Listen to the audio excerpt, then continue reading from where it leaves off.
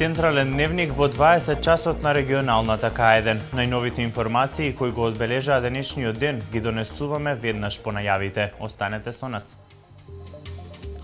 Нова потврда за винскиот квалитет на вината на Тиквеш.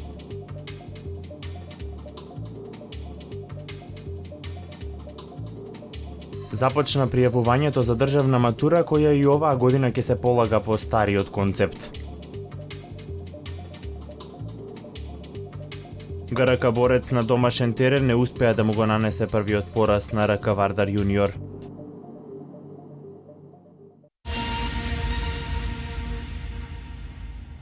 Ако идејата е капитал, иновацијата е профит. Експертите велат, иновациите се движечки фактор во рамките на светската економија. Во Македонија долго време ова беше табу тема, но работите се менуваат, вели премиерот Никола Груевски. Се поочигледно е дека со употреба на еден ресурс, оној главниот, мозокот, можат да се заработат пари. Најдобар пример е Израел, каде дури 50% од извозот се однесува на иновации. Владата со помош на Светската банка обезбеди 8 милиони евра за почеток за првите 3 години за фондот за иновации, како подршка на идеите на иноваторите. Се плашам да не останат непотрошени, бидејќи меѓународниот борд, кој е одговорен за нивна распределба, ќе бара обмислени идеи, а не пусти желби. Сакам овој мој настап по повод реизборот и добивање на нов партиски мандат да го посветам на оваа тема. Како да помогнеме на нашиот народ да стане успешен преку нашиот единствен и најмоќен ресурс, а тоа се нашите мозоци. Како на ваков начин и со примен ваков дух и начин на живот и начин на размислување да станеме поуспешни како индивидуалци и како нација. Еден ми вели, јас мислив многу идеи, ама тука никој не ми ги разбира. Добро, но кој бара од тебе да ги продадеш само тука? Ако се навистина добро, закажи по интернет во некоја светска компанија низ Европа да ти овозможи презентација, купи карта за 20-30 евра преку Визер, бидејќи тоа се владата го возможи, и оди продај го надвор. Зошто сме се ограничиле дека нашата идеја, односно нашата реализација мора да е само во нашиот град, или во соседниот град, или во нашата држава, или пак во нашиот регион?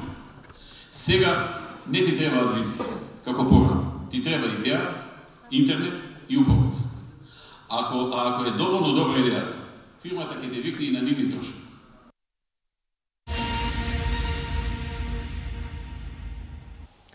Вината на Тиквеш рушат рекорди на светски рамки. Имено виното Домеин Лепово Пино Ноар се закети со престижна награда на светското винско надпреварување во Германија. Овој успех добива дополнително значење за промоција на винскиот квалитет на вината на Тиквеш, но и на македонските вина во светски рамки. Продолжува континуитетот на промовирање на македонското вино надвор од границите на Македонија. Имено врвното вино на Тиквеш, Домеин Лепово Пино Ноар, се закити со престижна награда на светското винско надпреварување Мундус Вини во Германија. Истовремено ова вино, кое токму деновиве се најде на винските карти на престижните ресторани и трговски објекти со големи вински селекции, е прогласено за најдобро црвено вино на надпреварот со потекло од Македонија. Овој успех добива дополнително значење за промоција на винскиот квалитет на вината на Тиквеш и на македонските вина во светски рамки. Тоа е уште еден поттик и оправдување на стратегија на промовирање на одредени теруари во Македонија и на промовирање на висококвалитетно вино од Македонија на светските пазари. Континуитетот на инвестициите, вложувањата, технологија и луѓе го продолжи тој наш континуитет во освојување награди. На истиот надпревар, кој е еден од најценитите во светот, со сребро се закити Домеин Лепово Шардоне од минатогодишната берба. На успехот на вината произведени во Домеин Лепово се надополнуваат и новите награди што ги освоија врвните вина на винарската визба Тиквеш. Имено на годинишниот надпревар Гренаж де Монт во Франција, белото вино Бела вода од бербата 2014 е единствено наградено вино кое потекнува од вински регион надвор од Франција, Италија или Шпанија. Тоа е за нас еден голем предизвик, поттик и пред се верификација на она што го правиме као стратегија на инвестиции во вложување во производство на висококвалитетни вина. Сега пред малку имавте можност нормално да видите дека таа наша стратегија на инвестирање во квалитет продолжува и Тиквеш од година во година вложува во осовременување на производните капацитети и во осовременување на технолошките процеси. Овие престижни награди се уште една потврда дека винарската визба Тиквеш произведува вино со врвен квалитет, кој ги задоволува стандардите и вкусовите на најпребирливите познавачи на рајскиот напиток. Наградите им даваат дополнителен мотив на сите во системот на винарската визба Тиквеш да продолжат со инвестициите во квалитетот и пласманот на врвни вина надвор од границите на Македонија. Винарската визба Тиквеш секоја година на најпознатите светски вински надпревари освојува околу 50 награди, признанија и високи оценки од светски познати критичари, со што го потврдува епитетот најнаградувана винарница во земјава, но и пошироко во регионот.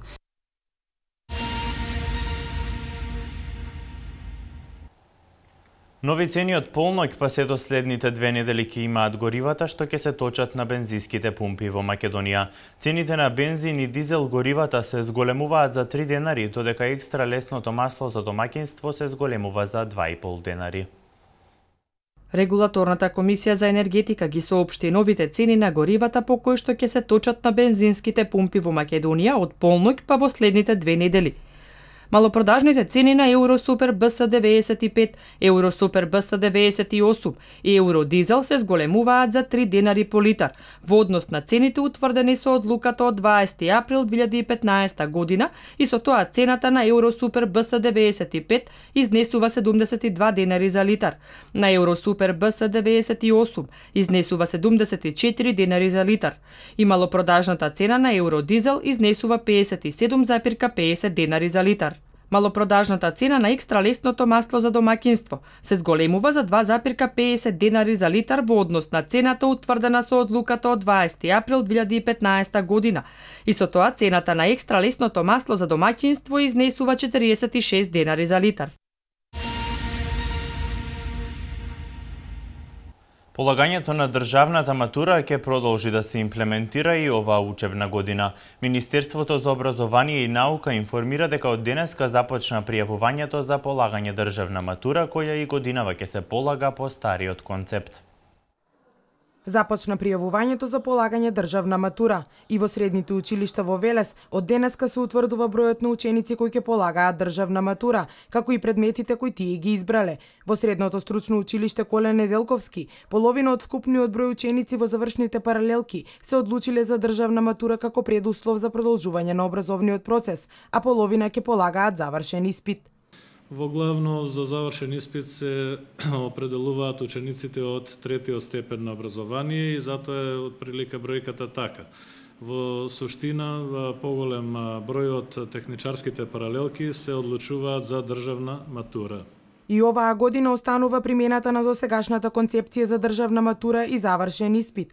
Полагањето на тестовите ќе се врши единствено во писмена форма, а предметот математика е алтернативен за сите ученици. Во училиштето Коле Неделковски и покрај големиот интерес на учениците за полагање странски јазик, математиката не заостанува и солиден број ученици ќе полагаат математика како прв изборен предмет. Значи покрај македонски редовен полагам историја и англиски. Зошто англиски, а не математика? Па затоа што англиски повеќе ми оди јазикот отколку математиката. И јас го избрав математика и англиски како втори изборен предмет. Го одбрав математика затоа што винина сметам дека ќе ми биде повеќе потребен. Имам во план сум да се запишам на техничкиот факултет во Битола. Покрај задолжителниот мајчин јазик и изборот меѓу математика и странски јазик, учениците ќе полагаат и еден изборен предмет со интерно испитување во рамките на училиштето. Кај нас најмногу пријавувања имаме за стручните предмети, можеби нормално затоа што сме ние сепак стручно училиште. Меѓутоа учениците, независно од тоа, имаат можност сами да се изберат предмети како што се историја, бизнис и така натаму, значи како општообразовни предмети. Министерството за образование и наука одлучи да стави крај на преговорите со средношколците кои ја бојкотираат наставата и според нив дозволиво е само годинава државната матура да се полага по стариот концепт.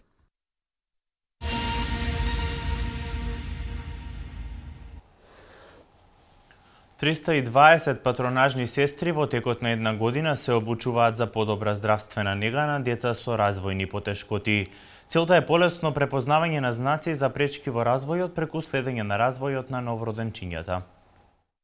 Патронажните сестри се обучуваат во делот на рана детекција и интервенција на деца со развојни потешкоти. Целта е службите да се усовршат во следење на општиот развој на новороденчињата и малите деца, за полесно да се препознаат знаците за развојни потешкоти. Стручна помош и поддршка ќе добиете и родителите и семејствата. Со поддршка од УНИЦЕФ, 20 медицински сестри како едукатори под водство на професори од Универзитетот Улстер од Северна Ирска, во текот на една година ќе обучат околу 320 патронажни сестри. Предавањата се интерактивни, многу интересни, многу опширни, со многу теми, секогаш има нешто ново да се научи. Самата средба на една сестра со друга сестра, која што има многу различни моменти во низиното искуство, кој што сака да ги сподели, го зголемува нашето искуство. Патронажната служба во низината работа како поливалентно оделение, освен посета на новороденчиња, вклучува и домашна визита на деца со посебни потреби, стари и изнемоштени лица од градските и рурални средини. Со одобрение од Министерството за здравство, наскоро се очекува да започне проектот за делење бесплатна фолна киселина, како и посета и давање совети на бремени жени во првото тримесечје од бременоста. Да им укажеме и уочиме на мајките колку е важна имунизацијата и колку тоа треба да го спроведуваат редовно. Да го зголемиме процентот на доењето како еден многу важен и сегмент за да може детето правилно и здраво да расте и да се развива. Во патронажната служба во Велешкиот здравствен дом работат 15 медицински сестри кои ги покриваат општините Велес, Градско и Чашка. Според нормативите, една патронажна сестра се грижи за 5 до 6.000 граѓани.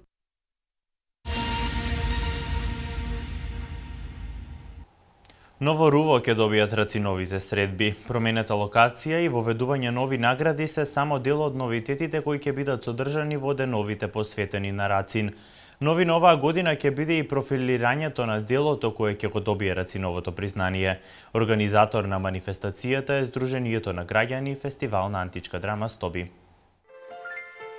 Промената локација, воведување нови награди се само дел од новитетите кои ќе бидат содржани во деновите посветени на Рацин. Ново руво добија Рациновите средби.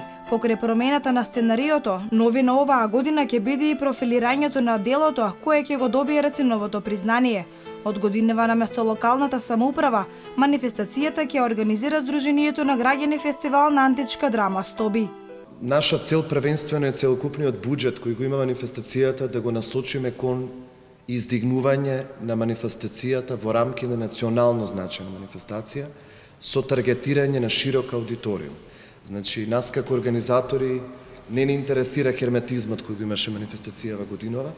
Спомен Костурница оваа година ќе биде збирното место каде ќе се одржи централната манифестација на 52-те Рацинови средби. На 11, 12 и 13 јуни, денови кои се предвидени за нивно одржување, ќе претходат низ за настани кои ќе се реализираат на различни локации, кај градскиот часовник, споменикот во центарот на градот, мостот Гемиџии. Организаторот на културната манифестација за прв пат годинава воведува нови критериуми за доделување на Рациновото признание. Конкурсот за Рациновото признание веќе е објавен минатата недела на 29 во дневните весници Нова Македонија и Коха. И наградата Рациново признание од годинава ќе се доделува за прозна книга која е иновација во форма, структура и содржина, која одбележала годината меѓу двете Рацинови средби. Од оваа година се воведува и нова награда на Рациновите средби. Истата ќе го носи името на најпознатата Рацинова стихозбирка со љубовна поезија, Антологија на болката. Избор на најдобра дебитантски необјавена поетска збирка љубовна поезија од современ македонски поет, не мора да значи дека е млад, може да биде повозрасен дебитант, а наградата се состои во публикација на стихозбирката од страна на издавачката куќа Култура. Годинава Сдруженијето на граѓани Фестивал на античка драма Стоби објави конкурс на кој ќе се избере женско заштитно лице на манифестацијата Рацинови средби, насловено Музата на Рацин, со кој ќе се реализира целокупниот рекламен материјал на манифестацијата. Целта на овој конкурс е современ третман на Рациновата муза, како значајно одбележие на неговата љубовна поезија.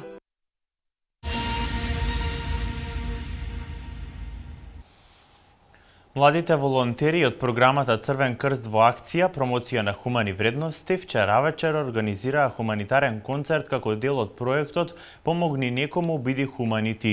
Концертот се одржа во салата Бели Мугри во Велес со цел да се соберат средства за помош на семејството Николови, чија историја е позната во јавноста.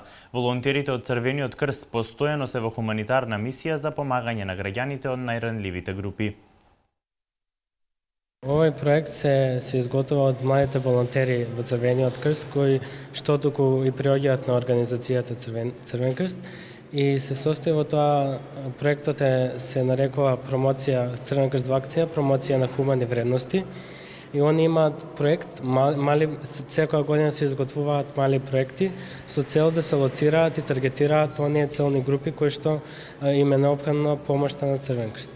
Вечерашниот настан се работи за браќата Николовски со цел да се подигне свеста на граѓаните за помош на ова семејство, односно нивната економска состојба е многу лоша и бараат помош од секоја организација, а Црвен крст е тука секогаш да помаѓа на најранливите групи во нашиот град.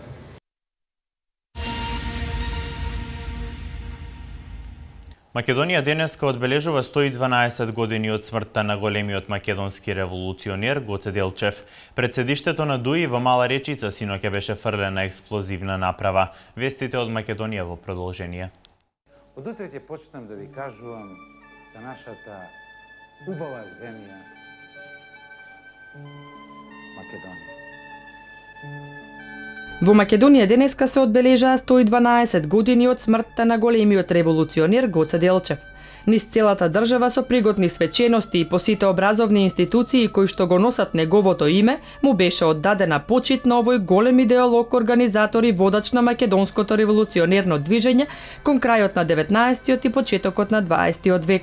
На гробот на македонскиот револуционер во црквата Свети Спас од страна на делегации од владата на Република Македонија, собранието, кабинетот на председателот, град Скопје, како и од повеќе здружени и организации беше положено свежо цвеќе. Гоце Делчев е роден на 4 февруари 1872 година во селото Кукуш, а умрел на 4 мај 1903 година во селото Баница.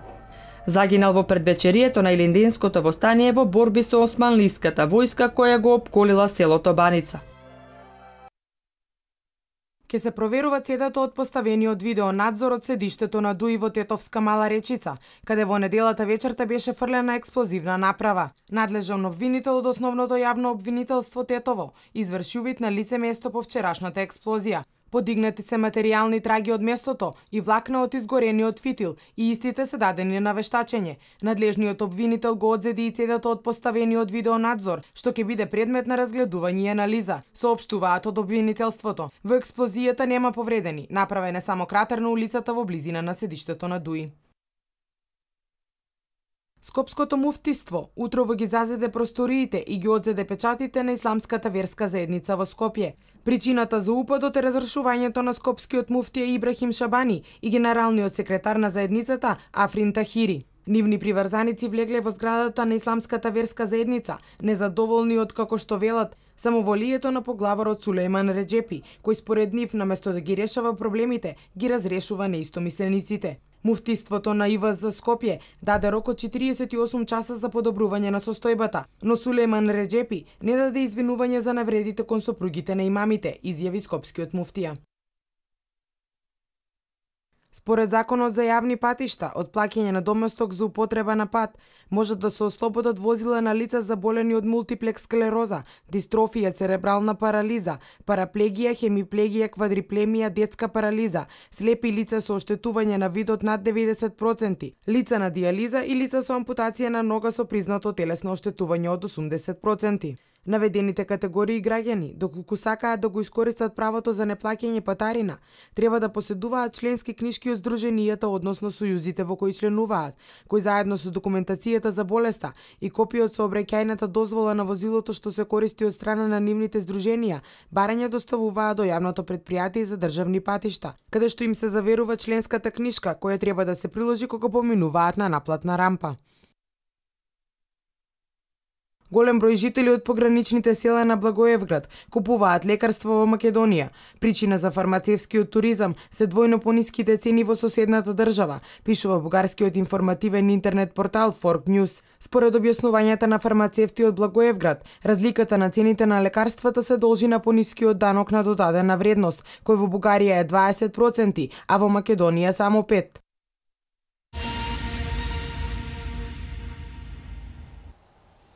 Немири на протест во Тел Авив. Спасени повеќе од 5800 имигранти во водите на Средоземното море. Вестите од светот ги подготви колешката Емилија Ничовска. Повеќе од 5800 имигранти изминатиот викенд беа спасени во водите на Средоземното море. Големата операција за спасување на имигрантите е во координација на Италија со 10 италијански бродови, 4 приватни и 1 француски брод во име на Европската агенција за контрола на границата. 8 мртви имигранти се пронајдени на 2 различни брода, а 2 се удавиле обидувајќи се да допливаат до спасувачки брод. Сите спасени имигранти во текот на викендот се транспортирани до брегот на Италија, некои до јужниот остров Лампедуза, а други до местото Трапани на Сицилија. Преку 23 полицајци и 7 демонстранти се повредени во синоќешните судири во Тел Авив.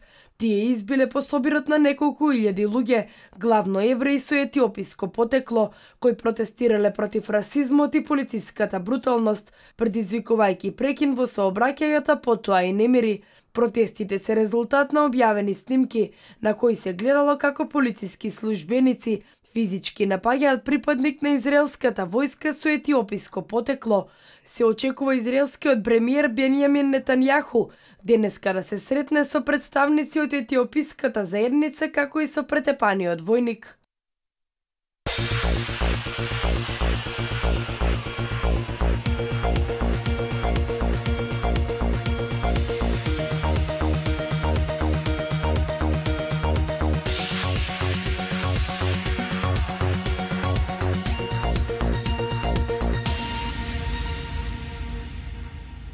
ГРК борец не успеа да му го нанесе првиот пораз и да го изненади на домашен терен лидерот на табелата РК Вардар Јуниор. По 4 кола од квалификациите за Европското првенство во ракомет, Македонија загуби и втор пат на гости од светскиот првак Франција. Екипата на Фени Индустри го изгуби на гости против работнички МЗТ. Скопје со победа останува лидер на табелата. Екипата на градскиот ракометен клуб Борец на вчерашниот попладневен надпревар во спортската сала Гимиџи пред велешката публика го пречекаа првопласираниот на табелата ракометниот клуб Вардар Јуниор од Скопје. Епилогот на надпреварот им припадна на црвено-црните со победа од 19 наспроти 22. Ракометарите на Борец хендикепирани без капитенот и десен бек Ивица Лазаревски, кој заработи повреда на еден од тренинзите пред надпреварот, до крајот на мечот беа дојдени пред пресврт, но сепак искусната екипа на Вардар Јуниор не дозволи да биде надиграна. По првиот дел од надпреварот кој им припадна на гостите со резултат 6 наспроти 10, во вториот дел Борец покажа подобра игра, па сепак не успеа да му го нанесе првиот пораз на лидерот на табелата. На физички, на технички, на тактички план сигурно дека се малку подоминатни, меѓутоа тоа не значи дека и непобедливи.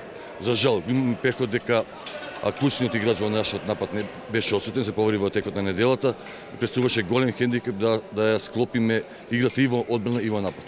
Но тоа е што е, јас сум задоволен од играта на моите играчи со исклучок на некои индивидуални грешки кои што не треба да се повторуваат за воиднина, доколку се сметаме за сериозен клуб и аспирант за влез во Суперлигата. Грешки, значи секогаш вината треба да бараме самите во нас, па после се друго. Имавме неколку, не знам, 5 или 6 зицери, промашија, мислам дека тоа беше пресудно. Како втор фактор Ивица Лазаревски не беше повреден, значи пред тренинг 2 се повреди, така да цела концепција на одбраната на нападот се менјава и неколку работи се мешаат и тоа е тоа. Неколкуте промашувања на крилата на Велешани беа клучни за овој пораз, па сепак играта на нашиот клуб беше позитивно оценета и прокоментирана од македонската ракометна легенда Пепи Манасков, кој како тренер на Вардар Јуниор ги предводеше гостите против клубот за кој некогаш тој првпат заигра. Ние, значи, ја остваруваме нашата цел, зацртано е, значи, првото место во оваа прва лига, значи експресно влегување во Суперлигата. И тоа за сега иде добро. Нормално играчите беа припремени дека ќе има мал притисок од публика и од нормално играчите се бореа на Борец, успеавме да извојуваме позитивен резултат за нас и тоа е добро, стануваме на првата позиција. Коректно, честитки. Со овој трет пораст ракометарите на Борец на 5 кола до крајот на првенството остануваат на втората позиција од табелата, која им обезбедува бареж за влез во долго очекуваната Суперлига.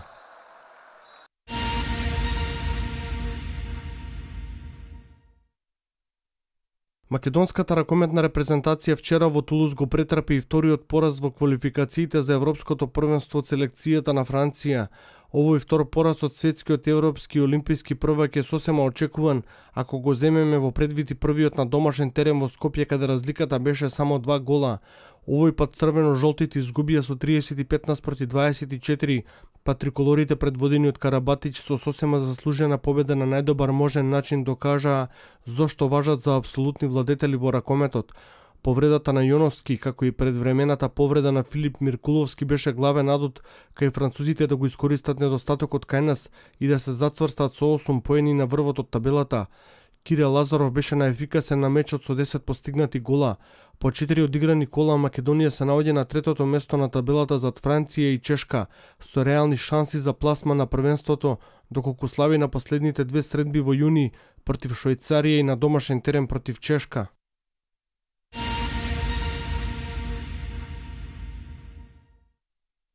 По поразот во вечното дерби против МЗТ Скопје, кошаркарите на Работнички експресно се опорави и славеа на домашен терен против Фин Индустри со 82-63.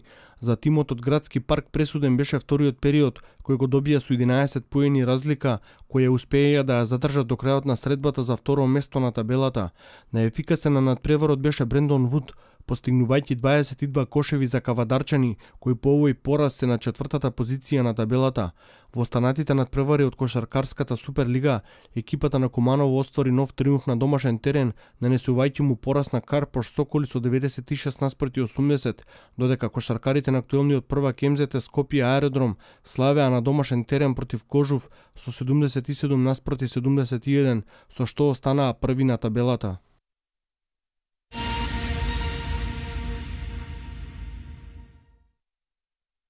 Во скопската пресметка од фудбалската Суперлига, Вардар на Филип II го совлада Металург со 2-0, со што пред крајот од сезоната се зацврсти на врвот на табелата. Дејан Блажевски го постигна уште во 30-та секунда еден од најбрзите погодоци во првенството, а во второто полувреме ја потврди високата форма со удар од белата точка. Во среда црвено-црните ја играат пресметката со актуелниот шампион Работнички, а со победа и официјално ќе можат да се прокламираат како нови фудбалски прваци во Македонија. На вториот вчерашен надпревар во битката за Европа Шкендија ја совлада Ренова со 3-1, со што се задржа на третата позиција пред екипата на Работнички.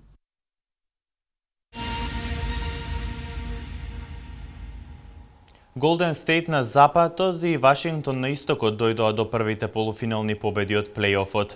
Во аргентинското градско дерби, Бока Јуниор со 2 гола ја победи Ривер Плата. Ангел Самараков ги подготви вестите од меѓународниот спорт. Golden State Warriors со одлична одбрана и стандардно добар шут го контролираа мечот и ја издвојуваа првата полуфинална победа на западот со резултат 101-86 против екипата на Мемфис, а најефикасен за војните беше Стефон Кари со 22 поени, 7 асистенции и 4 украдени топки. Во дуелот на истокот, Вашингтон славеше на гости против Атланта со 104-98, а клучот за победата беше во одбраната на волшебниците. Перо Антич со 20 минути поминати на паркетот постигна 5 поени, надополнети со 5 скока. Вечерва ќе се играат првите полуфинални дуели, каде на истокот Кливленд го пречекува Чикаго, додека на западот играат Хјустон против Лос Анџелес Клиперс.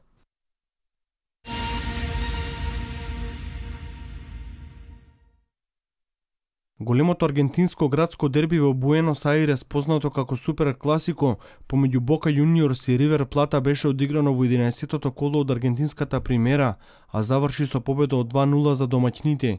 Во нивната 194-та првенствена пресметка помеѓу најголемите клуба во Аргентина, головите за Бока Јуниорс беа постигнати во самиот финиш од мечот. Атмосферата на трибините како и секогаш беше фантастична, а екипите веќе за 10 дена ќе се сретнат повторно во осмина финалето од Копа Либертадорес. Со оваа победа Бока е сама на врвот на табелата со 27 бода, а нивното задоволство е големо, откако е победија несовладливата Ривер Плата.